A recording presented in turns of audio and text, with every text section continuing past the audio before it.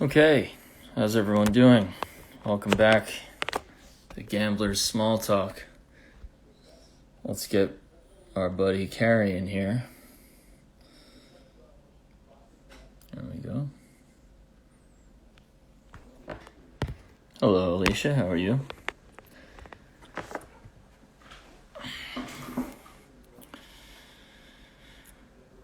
Busy week. Hope everyone is well. I'm excited about this one. It's going to be a good one. I know I say that every time, but really excited to talk to Cary tonight. Let's see where he is.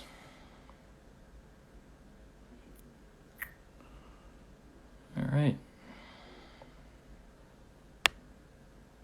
Who's here? Here he is. Hey, buddy. Let me get you in. All right. What up? How are you, dude? You asked for it, you got it. Hell yeah. Thanks so much for doing this, man. Good, my man. How you been? I haven't seen you. Forget the pandemic. I don't even know when I saw you before that. It's been a minute. Yeah. I know. I've been in, out of town, and then just busy. You certainly have been busy, and I want to get to a lot of the cool things that you have going on. You put in a lot of work, man. Fortunate. Absolutely, 100%. And I was going through everything today, and I was just like, man, this guy, fucking no, he's on quite the course of just, doing. I mean, like you said, fortunately, 100%. I mean, I kind of want to chat about right off the bat. I have a bunch of things I want to get to, but I guess we'll start there. How has that kind of, tell me if this is a correct assumption or a wrong assumption, somewhere in the middle. I would imagine, obviously, a lot of what you do in your career is based around the voice. Was that able to sustain you through the pandemic when the film industry was shut down? Yeah, absolutely. So back, what was this? I guess March, we say. Right. Uh, I had two audiobook projects to do, and I had studio space booked out in two different areas. Yeah. And then one studio just said they were going to shut down immediately. Yeah. So the other studio was still trying to figure it out. So I was, trying to figure it out with the other studio. But then I had gotten a strong sense the other studio shut down.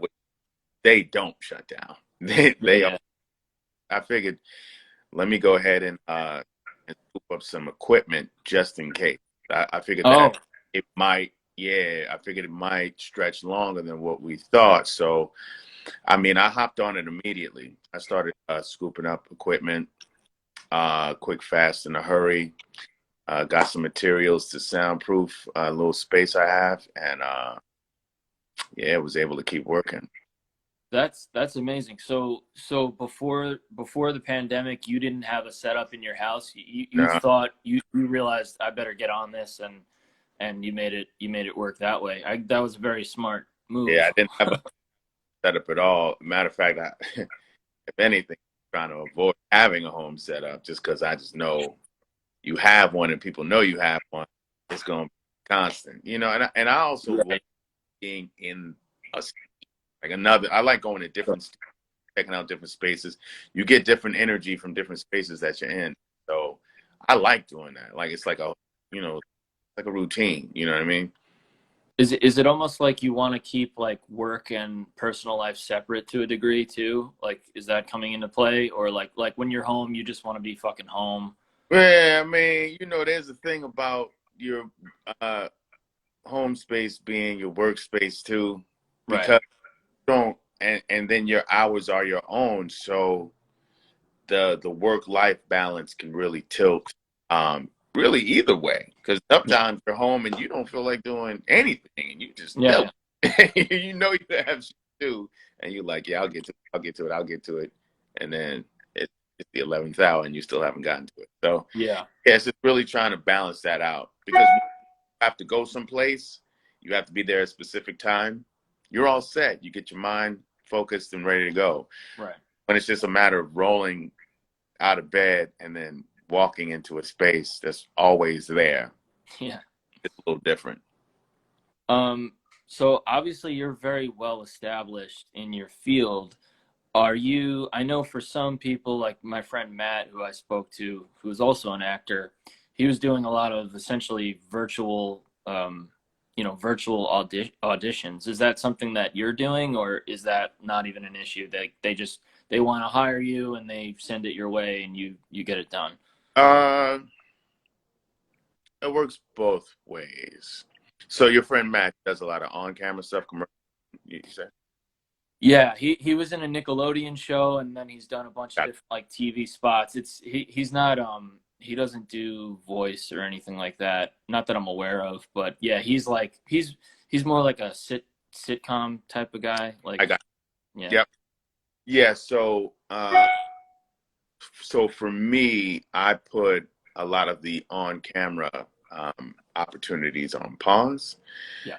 Uh, especially from the beginning when you couldn't get a damn haircut. So, it's Yeah, like yeah, not gonna be on camera looking crazy. But also there was a good chunk of voiceover stuff coming in that it for me it just made more sense focusing in that area than really trying to focus on anything on camera. I mean, even with the little things that they were trying to do, and also at the time it was a lot of uncertainty with protocol, with things safe, and I would have had to travel and yeah, getting on a plane and then going into another space where you're not really sure yet. So for me, that is one of the main advantages about working at home. You control your space. yeah, You so I had no worries being here. It was no problems at all. And then also doing a lot of voice work. Um, I had to. I really have to be sure that I don't get sick. I've right. seen. I've had people who had, unfortunately, some of them passed, but those who I'm sorry. have even come out of it, uh, their lung capacity been severely compromised. I mean, where they may have 40, 50% lung capacity. So it changes up how they even speak and the stamina that they have to. As for me, that is a absolute detriment to what I do. So, you know, Yeah, of course. Man, I'm really sorry to hear that. That's really terrible. Yeah, and the scary thing about COVID is obviously it's so new that we don't know what the long-term effects are. So what's to say that, hopefully if you get it, you get over it, but then 5 years later there's some fucking scarring, on your lung and it affects your work, not to mention your health. So that's scary shit. When you get, say, God forbid, you know, I won't even say that, but say like if someone were to get sick in your field, is the turnaround time generally like really quick? Like, will they hit you up and be like, "Hey, we need this by X amount of weeks from now," or is it, what's the timeline generally on projects? well, the thing is, it's people who are doing audiobooks or the like, they're staying at home anyway. So Yeah, yeah, putting themselves in any sort of situations where they would be out because a lot of voice actors have their own home setups, and there have been a bunch who have come in right line to get their own home setups. Uh, they they have gotten a lot of work to be done. Also, you have to consider there were plenty of restaurant chains who still wanted to get the message out that they're still serving food that they can deliver, and you're not going to have on camera actors doing it. They didn't, yeah. so they had voice actors doing it. So there was just a lot of projects available for people with their own home setups. And so I really run into that where I had to replace another voice actor because someone had gotten sick and hadn't really come up against that yet. Yeah. But generally, because people, especially people who work often, their their schedule is going to be pretty full. So Yeah. this time I'll get an email about a book project, and they'll just ask what my availability is. I mean, that just happened recently. And the rest of October is booked, but I did have calendar time in November. So, you know, if the project can wait and it's not needed to, you know, be released for a while, it's okay. And they do this in advance. There's sometimes the timeline is crunched because of turnaround, but generally you'll have a couple to play with, or at least a few weeks. So. Well, I know that, you know, obviously it's you do a lot of the voice stuff. I know you also do on screen. Is that starting to? I know, like with, for instance, my brother, he's involved in the film industry on the production side, and Right. he has recently gone back to work, maybe the last month or so, or maybe not even 3 weeks. Are you starting to kind of field inquiries related to on-screen stuff, or is that by and large still kind of shut down industry wise? Well, no. I mean, I'd say for the past several weeks, even a couple of months now, there have been places that have been filming. Like Chicago, I had a couple buddies in Chicago who have continued to work. LA went on and then they went off again. Now they're on again. New York is on it, has been on now for several weeks. I just finished filming a short film yesterday. We wrapped. Uh, Nice. but, you know, I was tested beforehand. Right. And whilst on set, I mean, this Lysol can was attached to this person's hand. And I mean, everything was Lysol down. We constantly washing hands and getting hand sanitized. Only the actors who had to be had their masks off. And even then, in the scenes, we were still socially distanced. So I felt very safe being on that set. But it was a very small set, just the and absolutely only the people who needed to be there. So, Sure. but yeah, productions have definitely come back into effect, but it just looks different now. It's just different. Yeah, same thing kind of like with music. We've been back in the studio kind of for a while now, like probably from like March to May. It was just like everyone was like, no way, you know? And now it's like small groups with masks on and stuff like that. I know you've also done some theater.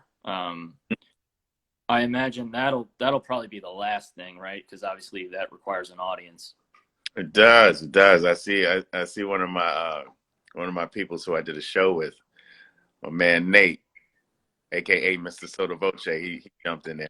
Um, yeah, it. I've been watching that. Theater is actually a very big part of what I do. Yeah. Uh, so it being it being in the place that it's at right now, where you can't have people in an enclosed space that close to each other. Um, that part of theater, I can't say when that will come back. I have confidence that it will at some point, but I just don't know when that would come back. But I mean, theater has always subsisted even without enclosed space. Matter of fact, the originations of was outdoor theater. Right. So, Right. and I've seen that start to rise again. So people have started doing theater again. It's mostly been outside. Uh, I'll Wow. even say I'll take if you see what Dave Chappelle has done in Ohio on his land, he has That was awesome. tons of land. But you know, he cordoned off a section of it so he can do comedy and everyone's social distance. Everybody gets tested, and you know, you're able to put on a live comedy show. So you can do that for comedy. You most certainly can do that for theater. It can happen. You just got to be creative. Yeah, you know, that performance that Chappelle put on, it was obviously it was interesting how he did it with COVID going on. Um, it was so impactful because, and this is kind of the great thing about having, YouTube or something like that is, you know, the George Floyd's death happened and he was able to immediately respond.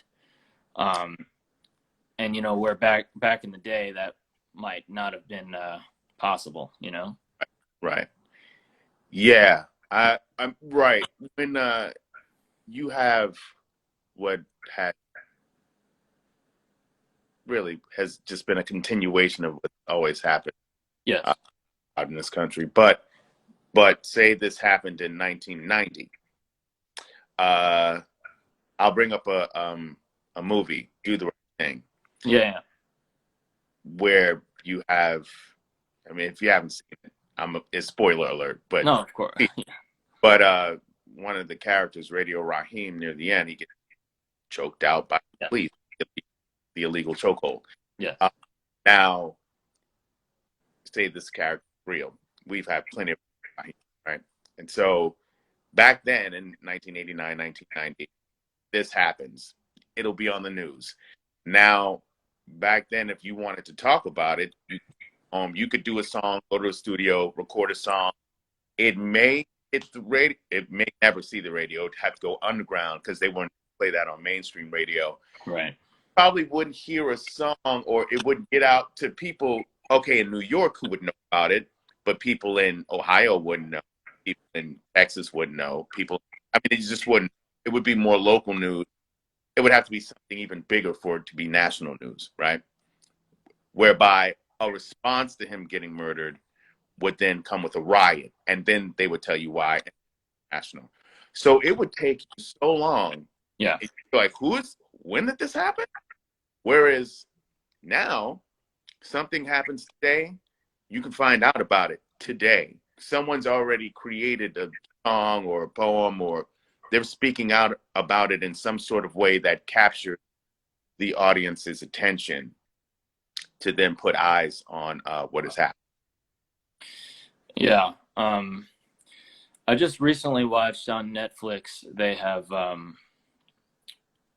this documentary. It's called the something with media, but it's about how stories are told through media, and there's a bunch of famous cases. Sure, how Um, they set the narrative. Sure. yeah, and one was which, being a New Yorker, I remember Amadou Diallo, Mm, mm. and man, if a lot of the stuff that the protesters were saying back then isn't exactly what's being said now, almost to a T. I mean, it's like, and this is 1999 or 2000.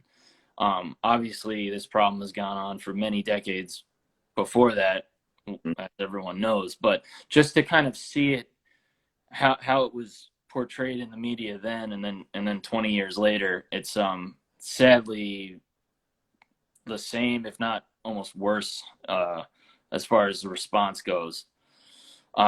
I don't know. I mean, I'm on a positive note for me personally, being from Long Island, which is, obviously a very, let's just be honest, segregated place, historically and to this day. Well, they set it up that way.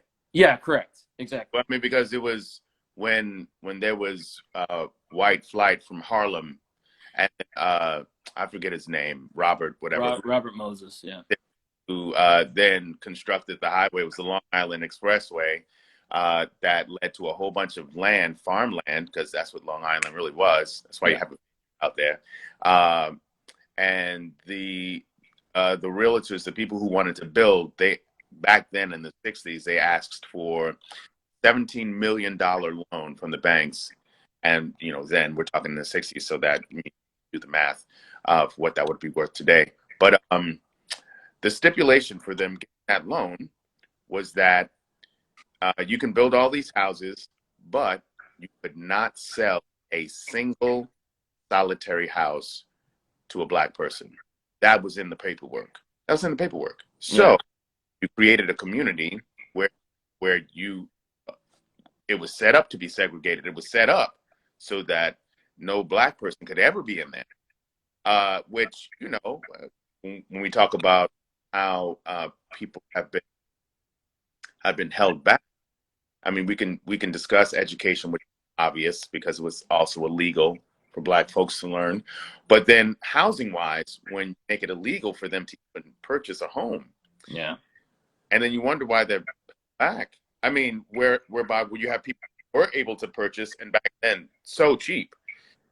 That's real estate equity that you can build where you can get another loan to start a business. You can pass these houses down to your children.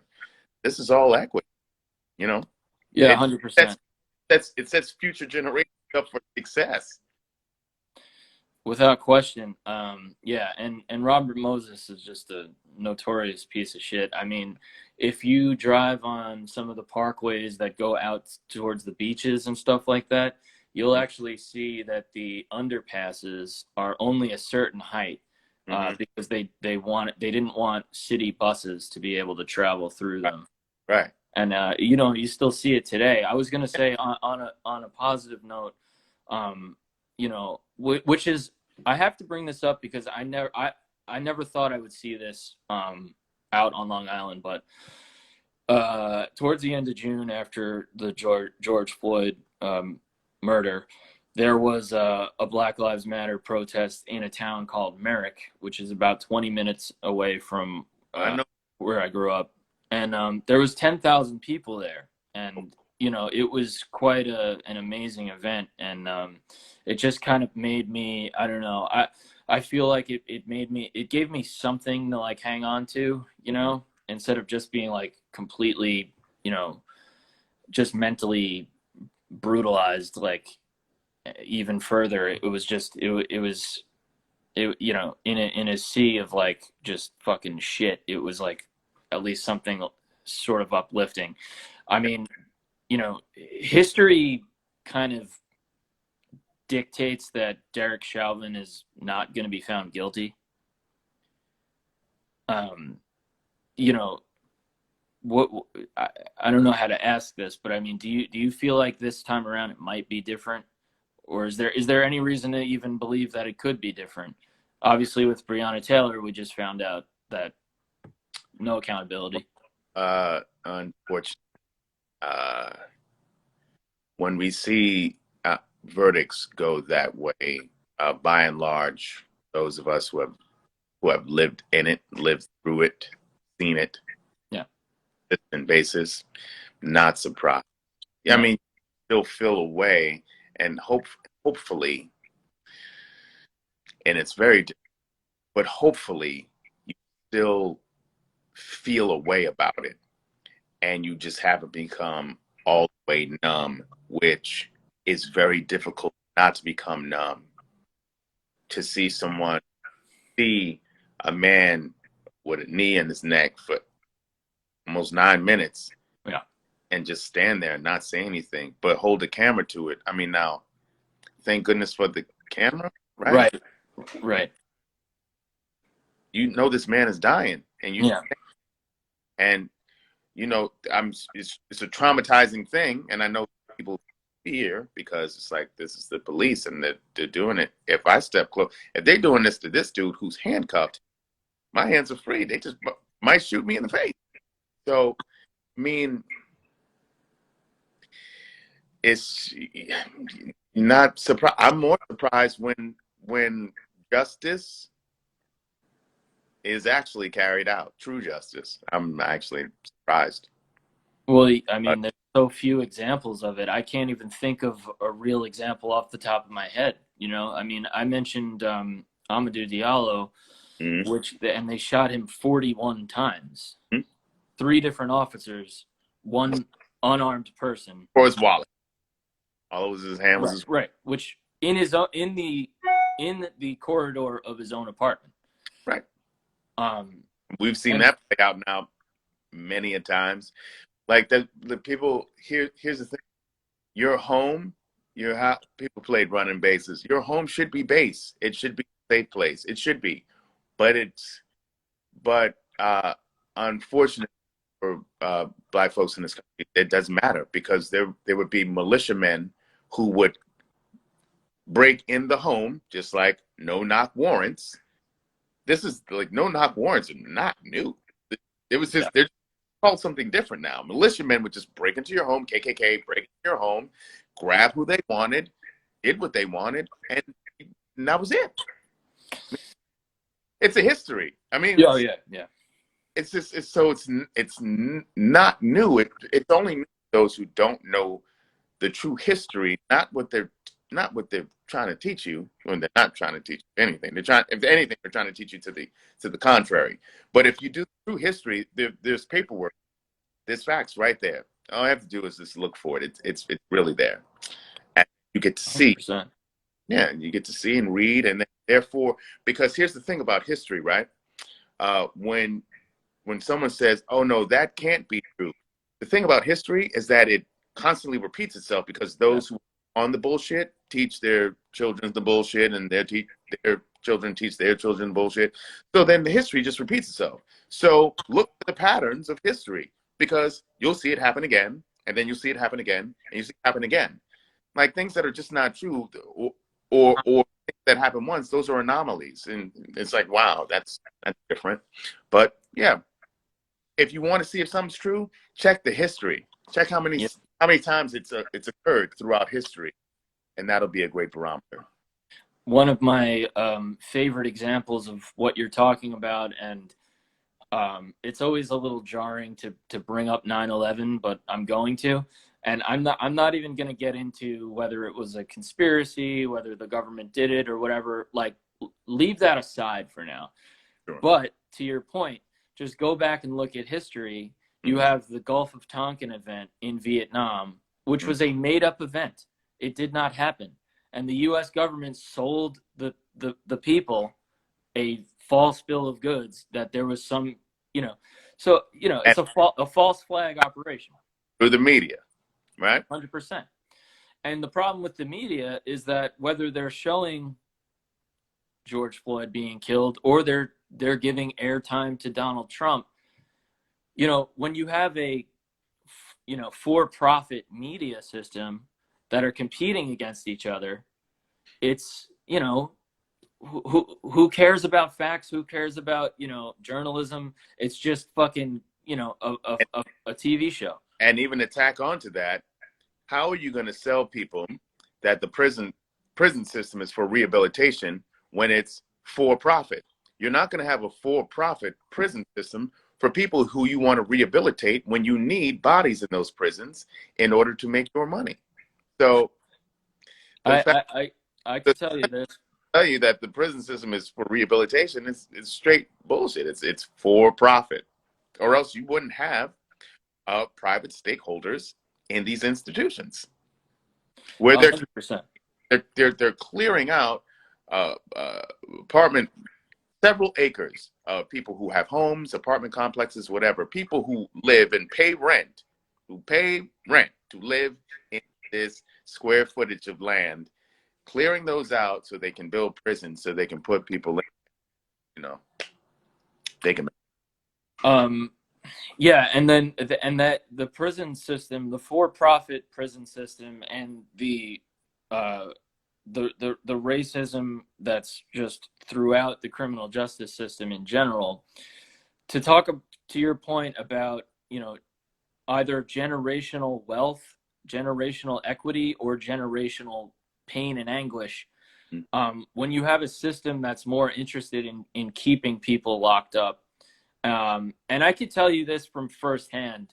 I don't know if you have any friends or family that have spent time in the system. I do. And I could tell you that I know firsthand that it doesn't make any sense. If you actually see, like, if you're talking about some real extreme violent act, Mm-hmm. that's one thing. But if you're talking about, say, drugs, or say a non-violent or a mistake that could happen, Mm-hmm. I have a cousin who's in prison now for something that happened in 2010, Hmm. and he hasn't been able to get out because he's a drug addict.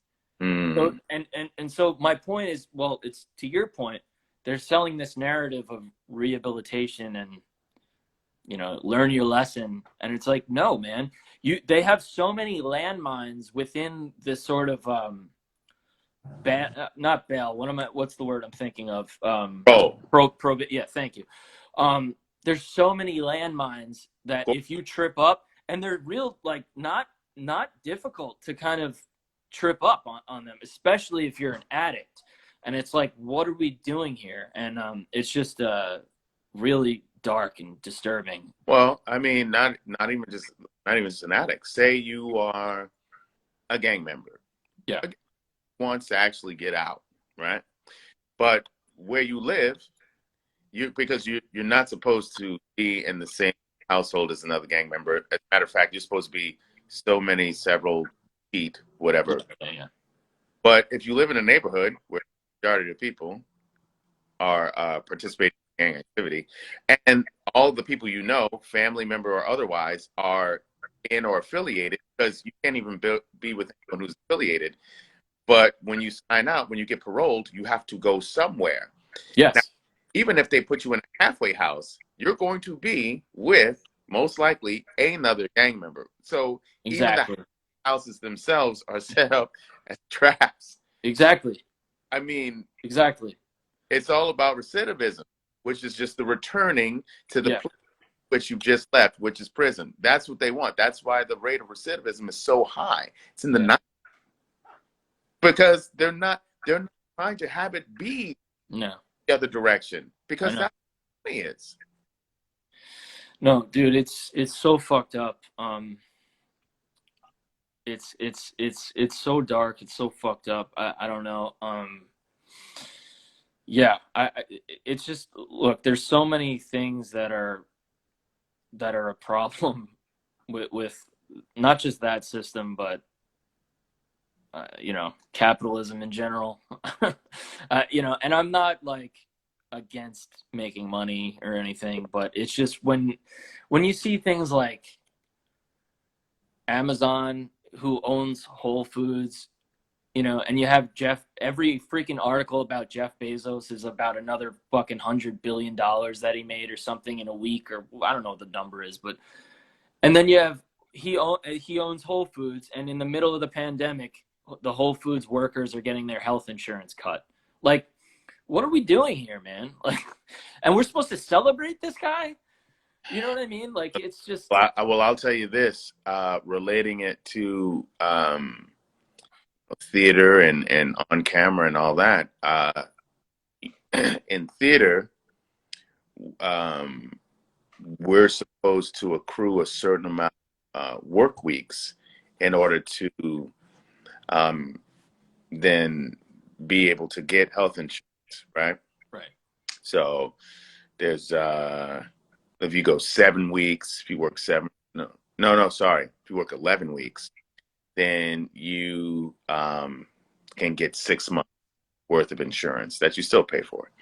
If you get work weeks, then you can do a whole year.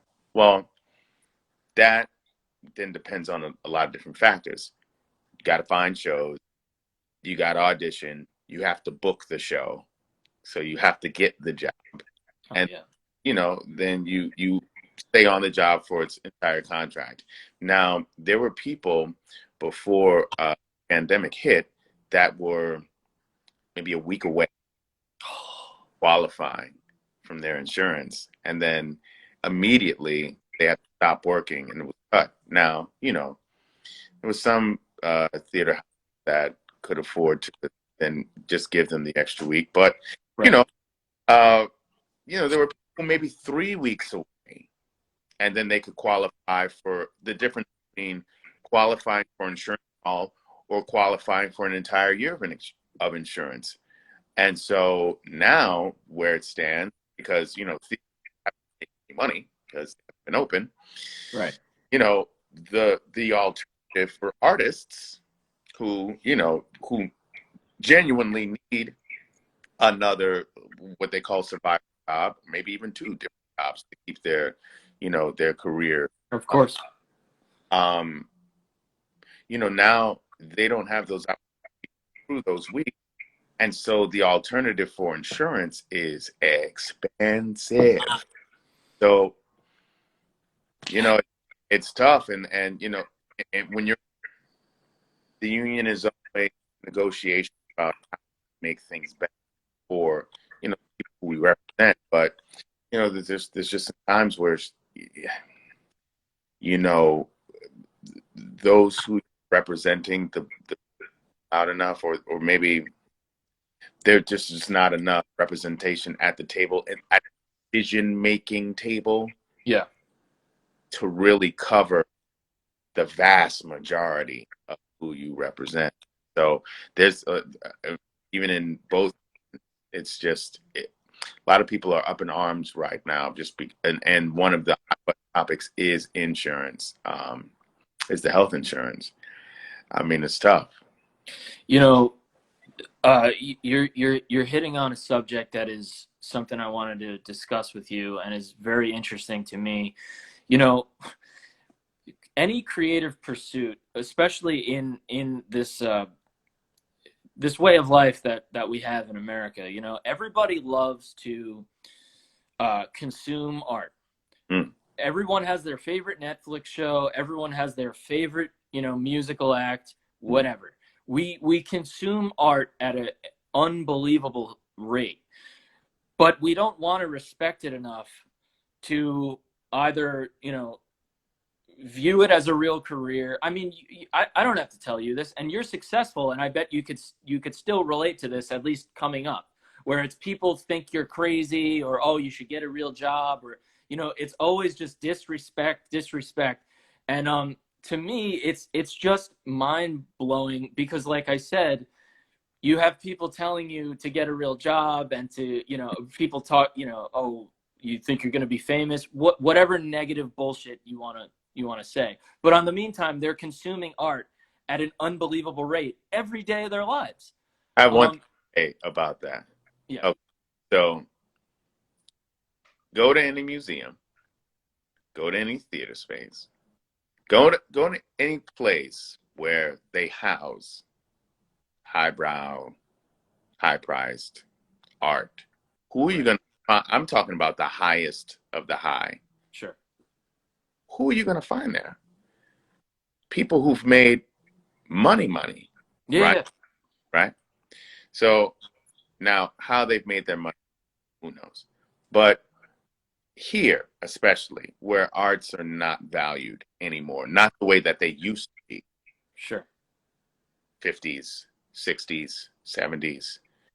When we really got into, I mean, this whole thing can turn into a political thing. But anyway, monies were reallocated to different areas of interest where you could have people who play the stock game make a lot of money. And so you want to bolster those fields, those capitalistic fields, right, where people can make more money than things that would actually help the denizens of your country. Art has been proven to help many denizens of this country from going veering off into a wrong track or whatever, Yeah. or just exposing that they didn't even know existed, which then in turn they had a passion for and has created some of the greatest art that we've ever been able to enjoy. So all of these people who make these decisions, high dollar decisions to cut all this money in these areas, where will you find them? You'll find them at a museum. You'll find them at a play show, at one of the most popular. Of course they go to Wicked. Of course they go to Hamilton. They're like, oh, look at me, I'm so refined. But if you talk about putting monies, especially in the neighborhoods that need it most, not the ones that can afford it. Because let me tell you, endowments don't go to Dix Hills, Long Island. They got plenty of money in Dix Hills. Right. Those who know that. Or the Hamptons, which is more popular. Hamptons don't need endowments for the arts. Right. They're giving the endowments for the arts. Whereas you have that's in Brooklyn, Queens, Holland, you know, Harlem, the Bronx, that need the endowments cut. Yeah. No, Okay. it's despicable, and it's really contradictory behavior. But just another example of something that doesn't seem to make sense about our society. But I'm wondering, like, how you kind of balance sort of, the and to me, from an outside perspective, it seems like you do quite an amazing job at this. But how do you balance the sort of what you would consider to be passion projects versus like needing to book this thing because I gotta get you this. know Got right, right, right. it. Well, easily. I'll tell you because uh, when I first discovered acting was a thing that I was passionate about. Um, I wasn't making any money to begin Sure. with. When I first made some money, I thought to myself, "Wow, what a scam! People get paid to do this. This is just like fun. Like this is like I love to do this. Wow!" And obviously, intellectually, people got paid, but I got paid doing it. I never thought that I could get paid doing something like Um, and so, and that's why another reason why I said theater was it's so important to me because that's my roots. Um, Yeah. I was in college. That's when I first really started, getting at it. And so if I believe in the project and the time is available, I'll do it. That's just in my DNA. I love that. And then, but then, I also do have to make money. I still have bills to pay. I still have to do the thing. So then there are projects. Here, but most importantly, here's the thing. And here's what I live on. Not all money is good money. So uh, there's been money projects that I've absolutely turned down. And if I were to tell people like which projects they were, how much was on the table, they were like, "Are you crazy?" But I didn't feel good about it. Okay. And it wouldn't have represented me and the path that I want to carve out for myself. So uh, I have no problem doing, a project on the free, but I just have to believe in it, and I have to see the vision. I look in the eyes of the people who I'm going to be working with. If they have a vision, and they feel it, yeah, and I see myself in it, absolutely. I love that, man. I love that. I feel the same way. What are some like telltale signs for you where even if the money is crazy, you're gonna be like, you know what, this is not the money that I need because is it a gut feeling or are there certain factors?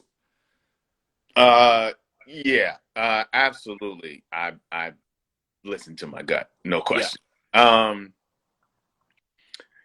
But there it's tricky. Like, you because being in the union, right? You union, non-union, and being in the union, you do, but you can do non-union projects. You need permission, and if it's well worth it, then you absolutely go to get it, right? Uh, but from what I've seen, it's interesting that you'll have some work that they have just got a groundswell of money. And they're just like, "Here, pay you this," and so it'll make you question. Well, like you don't want to go against your union. You want to, stay firm with that. And if they don't approve it, and people who have a lot of money like that, and not trying to turn it in, then something else is at play. You know what I mean? Gotcha. So they may be able to get a nice chunk of change, but ultimately something's going to be wrong mix. And you know, in this business, really, you have your name. Yeah. Your name, and if you can't stand on your name, there's a couple of different ways people say your name. When they say your name, they're like, "Oh, do you know Cary?" Like, Cary, yeah. Or Cary, Cary. You know what I mean? It's like, what have you done for them to say your name like Yeah. a piece of shit out there? Or every time they say your name, they speak forever because they know what you bring to the table is only going to add to whatever it is that they're trying to create, what they want to see, what they want to hear, that you're going to give them that fight that they need. So, That is such good advice, and I agree wholeheartedly. The same thing. We talk about that in music a lot, especially when you're doing deals or hiring people. It's just like, hey man, you better not leave a bad impression because word fucking travels. If God forbid screw somebody over or it's not going to be a good look, man. Like maybe you'll get some fast money, but that's about going to be the end of it. If you're known as like a scam artist or just untrustworthy, that is not good. So that's a great piece of advice. I wanted to ask, would you have, and this is more of a stereotypical interview question, but what other pieces of advice would you have for someone, say, trying to break into the business? what business they are trying to break into? Because Specific. I do a generic, but I mean, there's some specific answers depending on the specific area they're trying to break into. Okay. Let's go with voice acting. Okay. That could get real specific too, but I'll keep it general in this one. So one of the biggest things I would say, even it's not a misconception.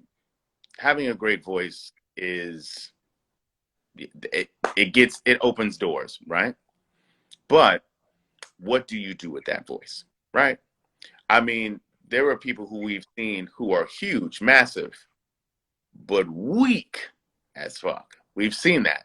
So what you doing with all that size and weight when you that weak? What are you doing with a great voice if you're not a great actor? You know what I mean? So I would say, like anything, if you want to get into the entertainment business, especially acting of any acting of any sort, whether it be voice acting, on camera, whatever it is, you have to study the craft of acting. You just have to know what you're doing, Yeah. period.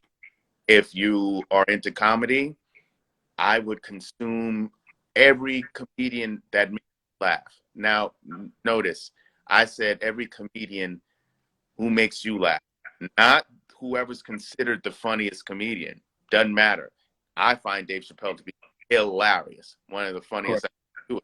But there are people who don't do comedy like Dave Chappelle, and if you don't do comedy like Dave Chappelle, if that's not your interest, then if you're more of a Dennis Miller type of fan who wants to do a lot of political uh, commentary and make it funny using eyebrow words, then that's who you should be looking at. Whoever makes you laugh is who you should be looking at, and go that way.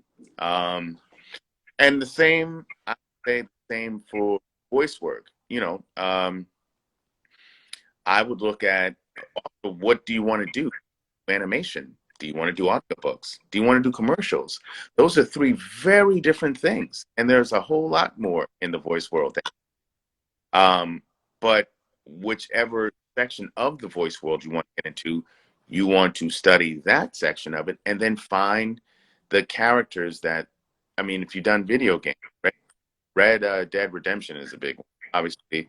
Um, uh, I'm forgetting the other huge one right now, but you need to then sort of like MDB, see who those actors are. If you connected with a particular character, look at the voice that character, and then the other characters that are voiced. And do they do similar voices for a lot of their characters? Can they change it up? Like just see the little things that you could do that you can put into your toolbox because you You this is a business where you're not going to get the job all the time, but Yeah. that doesn't mean you shouldn't be working. You should always be working. Always. I don't care if you're getting paid or not. Always be working. So, That's um, great. That's awesome.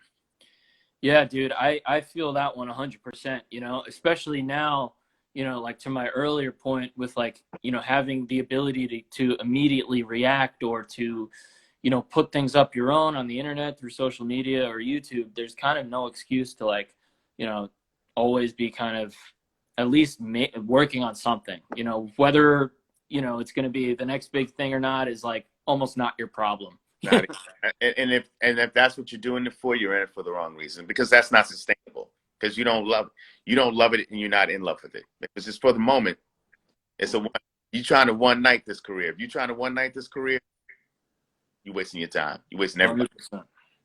100%. And also to your point about having the time during this pandemic, especially earlier on, um, my thought process was before I even got my equipment and I was able to like really get my voice career back on the track on.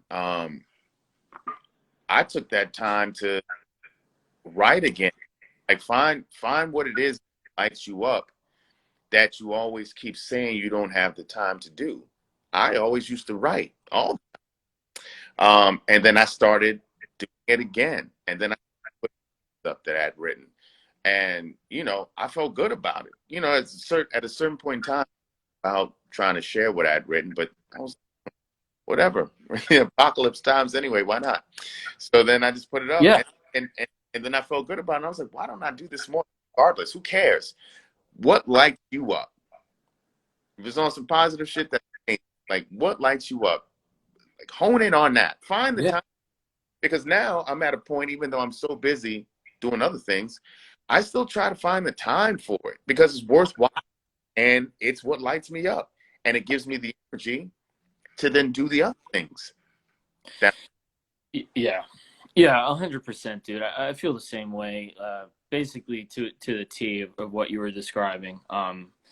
When the pandemic hit, I just kind of honed in on writing and recording. And yeah, like if you could do something that's breathing life into you, it's going to help every other area of what you're pursuing. Very well said, man. We're coming up on the end here. Got a couple minutes before Instagram's going to cut us off. uh, I have a bunch of stuff I wanted to get to. We got to a lot of it, not all of it. I'm just going to change it up entirely for the last couple minutes here. I noticed on your Instagram you have some Giants posts up. Have you been following them this season or not so much?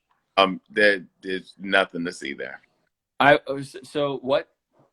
And I know this is a complete left turn. I understand that, but what do you think there's anything to Daniel Jones or are we done with him already? So here's what I'm gonna say.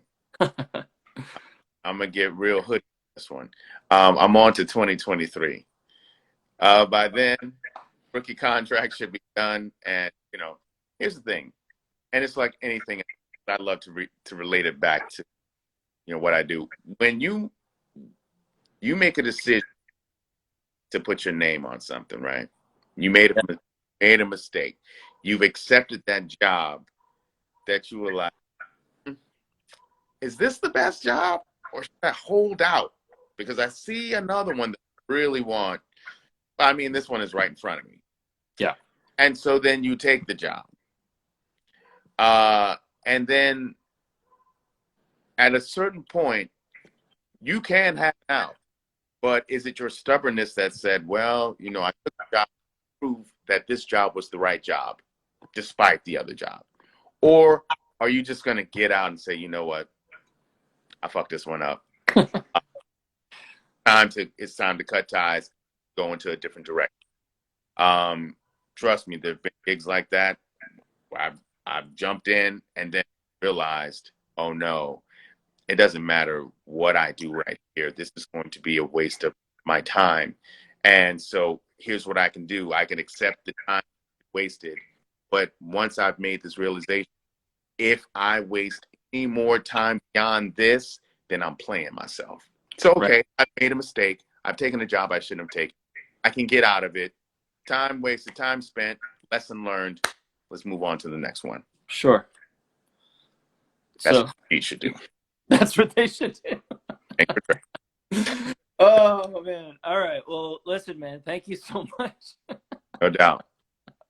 And by the way, that was probably the most beautiful sports analysis that I've ever heard. I can't imagine someone on sports talk radio breaking it down in such a beautiful way. But that But was listen, but what if you go to either extreme, like extreme sports fans don't want to think that the arts relate to sports. Extreme arts fans don't want to think that sports relate to the arts. When if you really truly look at it, it's more like this than it is like that. So I mean, dude. coming from the sports world, growing up playing football, running track, and all that, I knew nothing about theater. I knew nothing about any of it. I jumped in, and what helped me along was having all these sports analogies that I could lean on. Yes. That's true. And then everything made sense to me. And then while I'm in my craft, I'm learning my craft more. But if I didn't have that sports foundation, I would have been lost. I would have been really lost, more lost than I was before. So, yes, dude, I agree completely. I really do. It's always like it helps me too to be like, all right, this is my team. This is like, and thinking of a team, of people in their role playing their part like a football team or something. It's 100%. So that's great, man. Dude, you dropped so many gems here. This was like just straight gems. Thank you so much for coming on and doing this, man. It's great to see you again. Another golden nugget hour, just let me know. We'll work it out. Yeah, no, for sure. I would love to speak to you again. And I hope I can see you, soon at the bar or something like that once everything's settled down. Who the fuck knows when? But I also want to thank everybody who popped in. Yeah. To listen us to, just bump our gums, shoot the breeze. Yeah, man. Anything you want to plug before we get going? Let's see. Well, one project that I've done, called Chronicles of.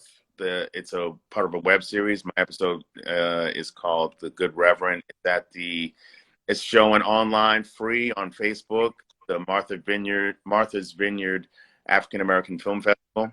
I also posted it on my page, so you can check that out there. I have a few new audiobooks coming. I can't talk about them right now. Yeah, I may be on a commercial or two, voice wise. Again, can't talk about it. NDAs. You're working like crazy, man. So it's like I have things. I can't really talk about any of them, but I have some things coming out, and those who know me, like those that know, they know. So when they hear me, they're gonna know. All right, man. Well, thank you so much, dude. We'll talk again soon, maybe when those projects are out. And thanks so much for coming on and doing this, man. And also, let's do it. Like if we do this again, which we should. Like give a day or two notice so that we can like get that flyer out earlier, and then we can we'll have more people because people interested. Yeah, I usually drop the flyer the same day. That's how I've been doing it, just because there's like I'm on such a schedule with posting and shit, which is blah blah blah, boring bullshit. But yeah, for sure, man. I would love to do this again at some point. Flyer. Thank early. You for coming on and being available. Yeah. What was the last part? I missed that. No, I said if we could plan it up, do the flyer earlier, then we could give a day two notice to people, and they'll have a real good turnout.